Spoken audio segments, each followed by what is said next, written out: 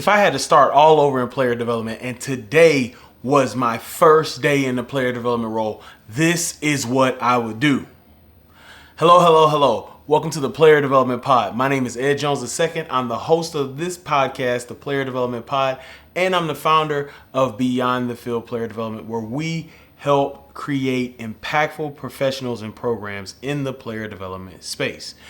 Well, I want to do this episode because one thing I see on YouTube a lot is there's YouTubers and even other people who say, if I started all over, I would do this. If I started my channel over, I would do this. Or if I started over my career, I would do this. So I thought about player development and I was like, you know what? If I had to start today, what would I do with knowing everything I experienced? And so today we're going to talk about the top 5 things that I would do if I started in player development today. Number 1, I would get clarity on the role. Yes, you went through the interviews. Yes, you saw the role responsibilities maybe online if you applied. Yes, all that stuff is good and grand and awesome, but you need to get legit day-to-day clarity in the role. Who are you going to report to? Who do you work with the most? You need to find all that stuff out. Like the first day you're there, who do I get a chance to talk to the head coach? Am I talking to the chief of staff or the director of operations? Do we meet once a week? Whatever it is, what do they truly want out of this role? I bring this up because, when I first started, I kind of was new to the role, but then as I transitioned out of it in my last university, there wasn't a lot of clarity. I was promised, oh, you're going to do all this stuff in an interview or multiple interviews, and then I got in the role and was like, this ain't what they told me I would be doing. So you want to make sure you get that clarity of the role. That's the first thing I would do if I started today, and I would literally sit down with people who hire me and say, look, I know we went through the hiring process, but like today, what does it look like in this program, how we're doing things, what you want from me on the staff, what do you want me to do in this role? Now, before we go to number 2, I wanted to mention that this is the 94th episode of the Player Development Pod. Y'all, 94. That is crazy. We're 6 podcasts away from 100, and I'm going to talk to you about what we'll do for the 100th episode. I'm really excited about that a little later, but just wanted to give a chance to thank y'all for being here. And if any of these episodes have helped you, these 94 podcast episodes, please press like. If you're on YouTube, please leave a review. If you're listening on Amazon Music, Apple, Spotify, and then subscribe. Make sure you subscribe. Some of y'all remember the old school subscribe.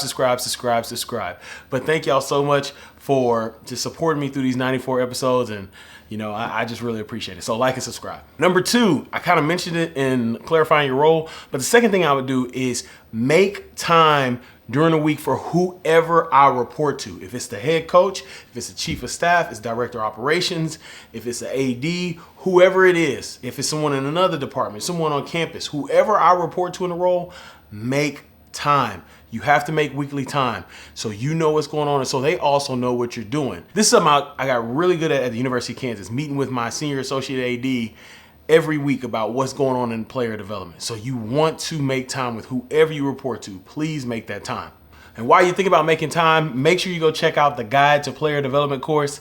The link is there in the show notes, but this is a course I created, self-paced course for you to help you prepare and create a player development outline as you either are going into the role or if you're in the role and still have a little confusion there or some questions there, have an outline there for you. All right, the third thing I would do is find the people that would help me the most in the role and spend the most time with them.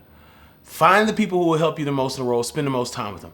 Now, for me, it was normally your strength coach, sports med, academics, compliance, your dietitian or nutritionist, whatever it may be. But you want to find those people who you're going to spend a lot of time with and just hyper focus the interaction between you and them. There's a lot of people that you can meet on campus. There's a lot of people you can meet in the athletic department. There's nothing wrong with building relationships. If you know me, I love building relationships, but there are a certain group of people who will help you in the role. Get to those people, get to know those people, set up meetings. One thing we did that was really cool at Kansas, and we did it at Baylor, was those people I just mentioned, we all had a meeting where we met together. We talked about in a sense, the state of the program. The head coach wasn't in there. This was all support staff, all the people that are helping players, and we would go through the roster, discussing our players, what may have been, and we did it at the University of Houston too. Shout out to Marcus Tubbs.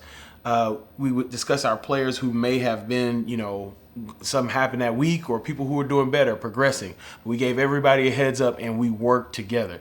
This was very vital in the role for me, as this was something that helped me stick around the people who were helping me in the role. You gotta just hyper focus the attention to them and the time you spend with those who will help you in the role.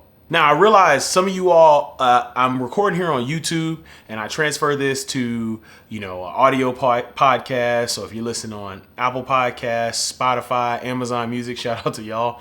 I realize some of y'all don't get the questions of the week and the tips of the week that I put on YouTube. So even if you may be watching on YouTube and you don't even know that there's a question of the week or a tip of the week I do, but there's playlists here, and you all that are listening in audio, please go to the YouTube page and check it out.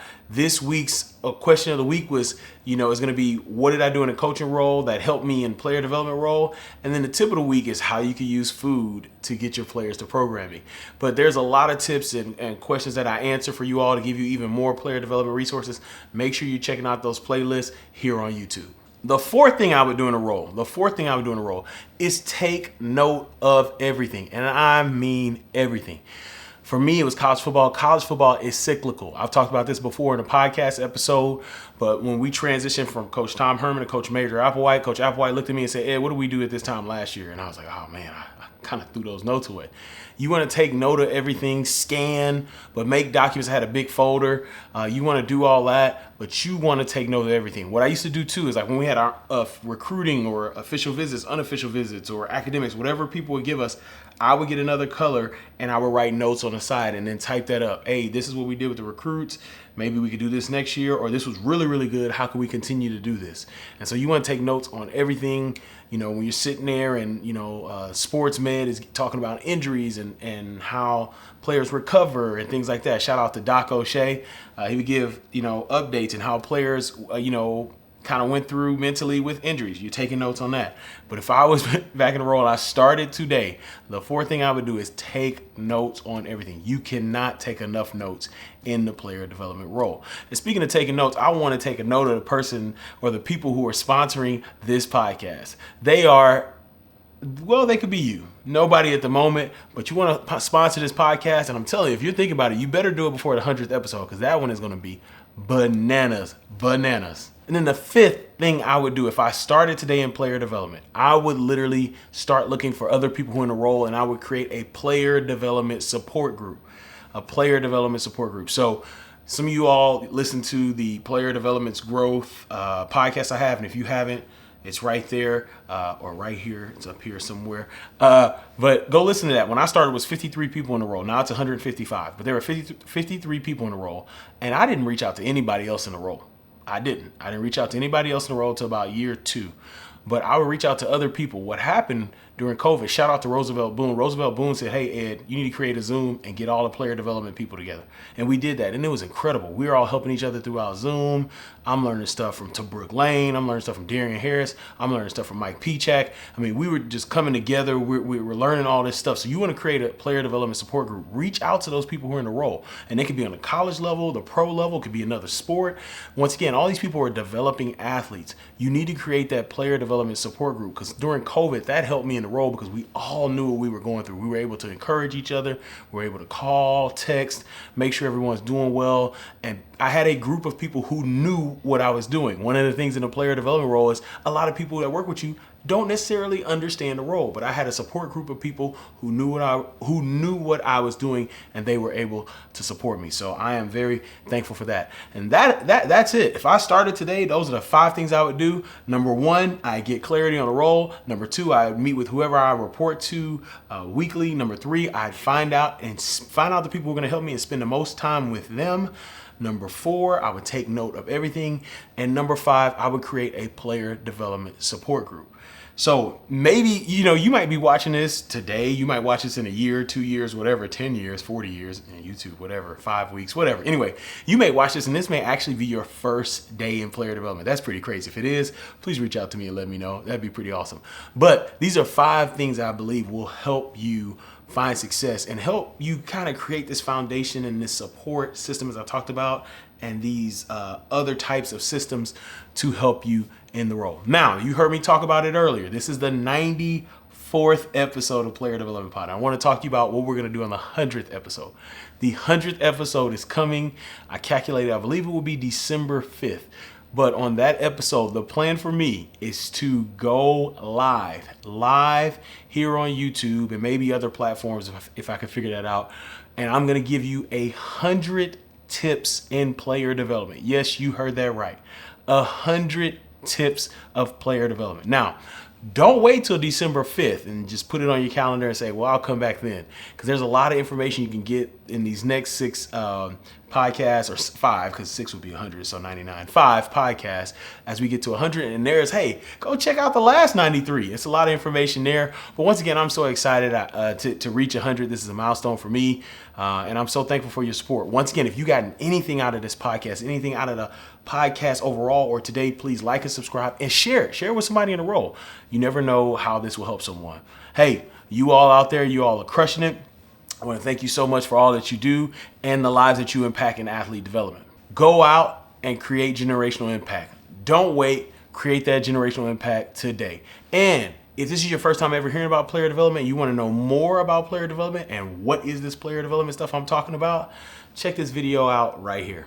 God bless. Have a great day.